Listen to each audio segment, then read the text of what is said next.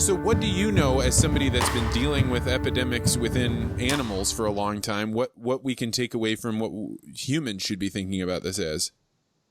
Well, the first thing you have to have testing, the access to testing. And there's two different types of tests that they talk about today that confuse a lot of people. So the testing we're using right now is what they call the PCR test. Polymerase chain reaction. Yeah. I had to think a little bit there, PCR. So what that does, it identifies little fragments of RNA that this virus leaves behind.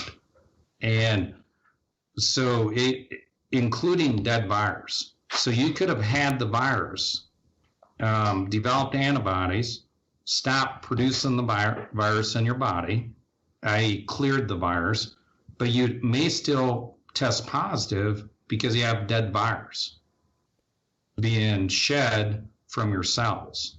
So there's really three phases of that PCR positive test.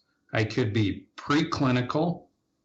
I got the virus, but I haven't developed symptoms yet.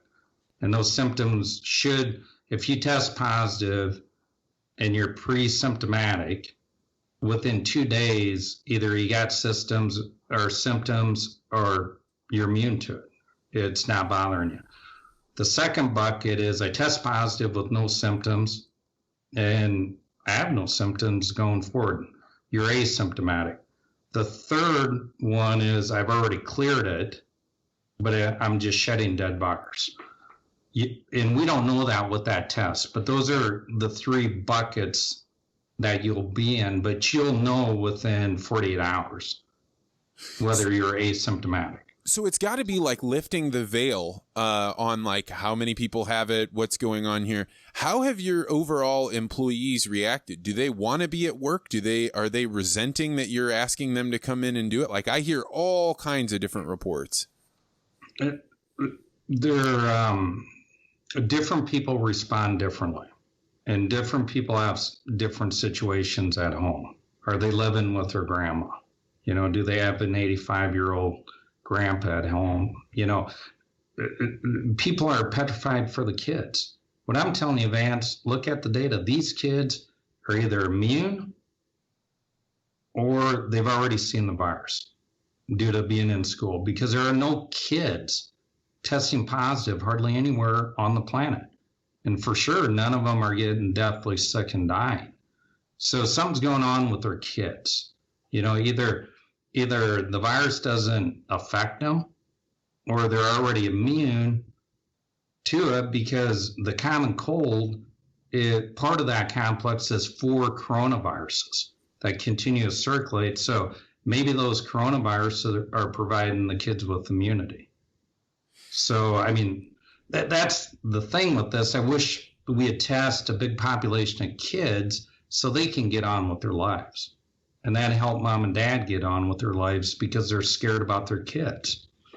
What are you being asked to do at the plant right now as far as for health concerns? And what do you think are the good precautions? And what do you think are maybe over the top, if anything?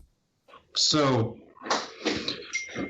the one we're working with today, because this is about your future food availability within the U.S. And we talk about social distancing. So why did we implement social distancing, Vance? We had no face masks. We had no PPE. It all needed to go to essential workers, i.e. frontline, the doctors and nurses and EMTs. Well, now that we got face masks being required, why do we need social distancing? You don't need them both.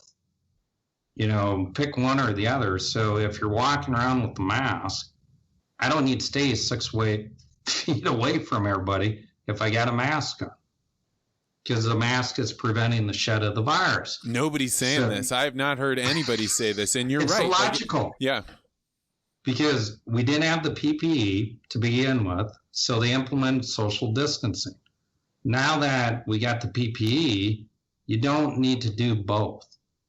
Because one of the battles that we're having with certain oversight individuals is, well, we want you to social distance in the plant.